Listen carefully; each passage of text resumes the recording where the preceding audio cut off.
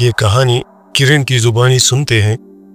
میں کرن آپ کو 2011 کا ایک خوفناک واقعہ سناتی ہوں جو کراچی کے PIA رابطہ مرکز میں پیش آئے۔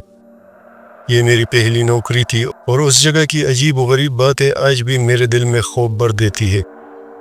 یہ کہانی اس عمارت کی ہے جو مبینہ طور پر ایک پرانے قبرستان کی جگہ پر بنائی گئی تھی، اور وہاں کے واقعات نے مجھے ہمیشہ کے لیے بدل دیا۔ میں PIA کے رابطہ مرکز میں کنٹریکٹ پر کام کرتی تھی جو کراچی کے ٹرمینل نمبر 1 کے قریب کمپیوٹر سینٹر کی عمارت میں واقع تھا۔ یہ عمارت انجینئرنگ ڈپارٹمنٹ کے سامنے تھی۔ ہمارا دفتر پہلی منزل پر تھا جہاں داخلے کے لیے آفس کارڈ دکھانا لازمی تھا۔ سیکیورٹی گارڈ ہر 2 دن بعد بدل جاتے تھے اور ان سے بات کرنا منع تھا۔ عمارت کے بارے میں عجیب افواہیں تھی کہ اسے ایک پرانے قبرستان پر بنایا گیا تھا۔ لوگوں نے اس پر احتجاج بھی کیا، لیکن PIA نے اسے نظر انداز کر کے 3 دفاتر بنائے، ایک لویلٹی پروگرام کے لیے، ایک عملے کے لیے اور ایک ہمارا رابطہ مرکز۔ رات کے وقت جب ہوا چلتی، عمارت کے کونوں سے عجیب آوازیں آتی جیسے کوئی ہلکے سسکیاں لے رہی ہو۔ ہم اسے ہوا کا شور سمجھ کر نظر انداز کرتے، لیکن دل میں ایک عجیب سا خوف رہتا تھا۔ عمارت کے ساتھ ایک پرانا شمشان گھاٹ تھا جو برسوں سے بند پڑا تھا۔ اس کے ارد گرد جھاڑیاں اگ آئی تھی اور رات کو وہ جگہ ایسی لگتی تھی جیسے کوئی سایہ وہاں چھپا ہو۔ ہماری ڈیوٹی 2 شفٹوں میں تھی، صبح 8 سے شام 4 بجے اور شام 4 سے رات 12 بجے۔ میری انگریزی اچھی تھی، اسی لیے مجھے شام کی شفٹ ملتی تھی جو غیر ملکی کالز کے لیے مختص تھی۔ دفتر کے رولز بہت سخت تھے۔ صبح کی شفٹ میں اکیلے واش روم جا سکتے تھے، لیکن شام کی شفٹ میں اکیلے جانا منع تھا۔ ہمیں جوڑوں میں جانا پڑتا تھا اور ٹیم لیڈر کو اطلاع دینی ہوتی تھی۔ واش روم کے قریب شمشان گھاٹ کی وجہ سے وہ جگہ رات کو خاص طور پر ڈراؤنی لگتی تھی۔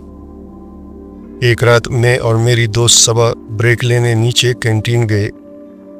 کینٹین بند تھی کیونکہ وہاں دھواں چھڑکاؤ ہو رہا تھا۔ ہمارے پاس سینڈوچ تھے تو ہم نے سوچا کہ نیچے کے واش روم جائیں گے، پھر ہال میں بیٹھ کر کھانا کھائیں گے۔ وہ واش روم شمشان گھاٹ کے قریب تھا۔ صبا اندر گئی اور میں باہر کھڑی رہی۔ وہاں دیوار پر ایک چھپکلی تھی جس کی آنکھوں میں عجیب سی سرخ چمک تھی۔ نہ جانے کیوں میں نے اسے چھیڑنا شروع کر دیا۔ جب میں ہاتھ ہلاتی وہ تیزی سے بھاگتی، لیکن اس کی نظریں مجھ پر جمی رہتی جیسے وہ مجھے گھور رہی ہو۔ اچانک اس نے اپنا منہ کھولا اور مجھے لگا جیسے اس کے دانتوں سے ہلکی سی روشنی نکل رہی ہو۔ میں ڈر کے مارے پیچھے ہٹ گئی۔ صبا جب باہر آئی ہم ہال کی طرف چلے گئے۔ ہال کے قریب ایک اور واش روم تھا۔ میں ہاتھ دھونے وہاں گئی۔ وہاں 3 واش روم تھے، لیکن کوئی نظر نہیں آ رہا تھا۔ ہم نے سینڈوچ کھولے ہی تھے کہ اچانک واش روم سے خوفناک آواز آئی جیسے کوئی عورت زور زور سے چیخ رہی ہو۔ پھر اس کی آواز ہلکی سرگوشیوں میں بدل گئی۔ ہوا جیسے ٹھہر گئی تھی اور حال میں عجیب سی ٹھنڈ پھیل گئی۔ ہم نے واش روم کی طرف دیکھا لیکن وہاں کوئی نہ تھا۔ پھر اچانک شیشے پر ایک دھندلا سا سایہ نظر آیا جیسے کوئی ہاتھ شیشے پر پھسل رہا ہو۔ شیشے پر پانی کے قطروں سے لکھا تھا، تم نے مجھے کیوں چھیڑا؟ میرا دل زور زور سے دھڑکنے لگا۔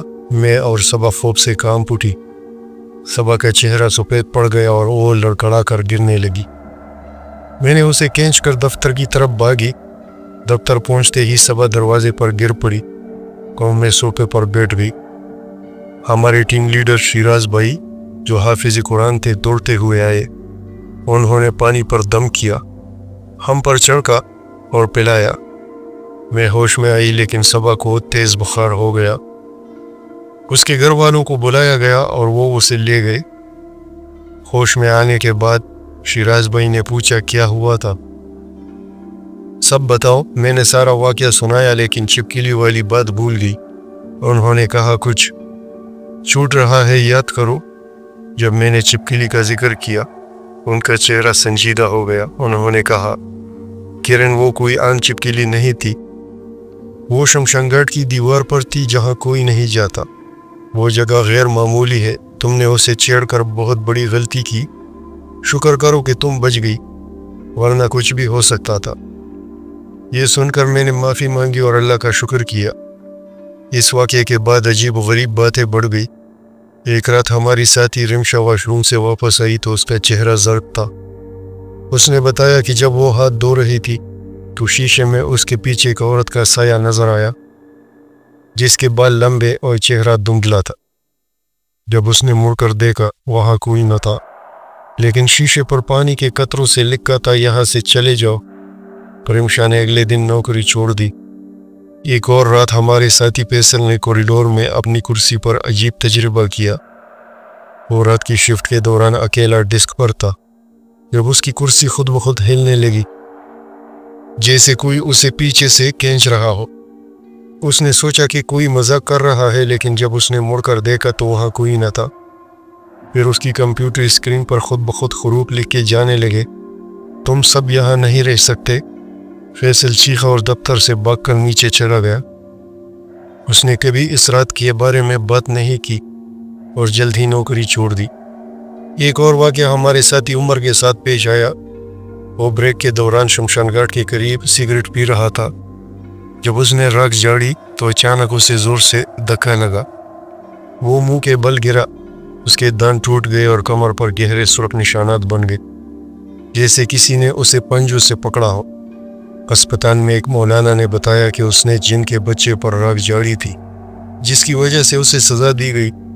उमर ने नौकरी छोड़ दी और कई महीनों तक बीमार रहा। एक रात जब हम रात 12 बजे शिफ्ट ख़त्म करके दफ्तर से निकल रहे थे, कॉरिडोर में भारी कदमों की आवाज़ सुनाई दी। हम 5 लोग थे, लेकिन आवाज़ ऐसी थी जैसे कोई हमारे पीछे चल रहा है। हमने मुड़कर देखा, लेकिन कॉरिडोर खाली था। अचानक लिफ्ट का दरवाज़ा खुद ब खुद खुला और बंद हुआ। हालांकि उस वक्त कोई ऊपर या नीचे नहीं जा रहा था। हम सीढ़ियों से भागे, लेकिन सीढ़ियों पर अजीब सी बदबू थी, जैसे कोई चीज़ जल रही हो। जब हम नीचे पहुंचे तो एक अजीब सी आवाज़ आई, जैसे कोई हमारा नाम पुकार रहा हो, लेकिन वो आवाज़ हवा के साथ गुम हो गई। सिक्योरिटी गार्ड भी खौफजदा था। उसने बताया कि रात को कभी कभी इमारत की खिड़कियों पर अजीब साए नजर आते हैं, जैसे कोई बाहर से हमें देख रहा हो। सबसे खौफनाक वाक़या एक रात पेश आया जब हमारी शिफ्ट ख़त्म हो चुकी थी और हम सब इमारत से निकलने की तैयारी कर रहे थे। अचानक बिजली चली गई और पूरा दफ्तर अंधेरे में डूब गया।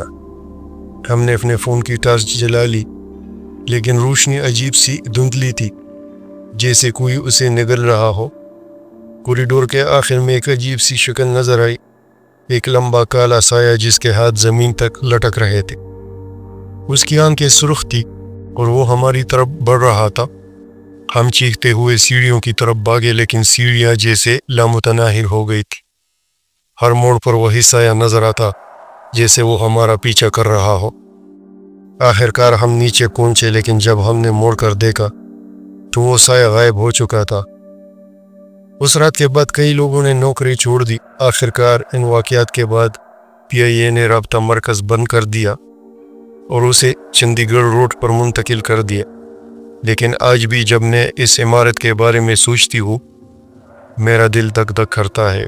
वो चिपकेली, वो सरगोशियाँ, वो साए, वो लामुतनाही सीढ़ियाँ, ये सब मेरे जहन में नक्श हैं। मैंने सीखा कि कुछ जगहों को छेड़ना नहीं चाहिए, क्योंकि वहाँ वो चीज़ें रहती है जो हमारी समझ से बाहर है।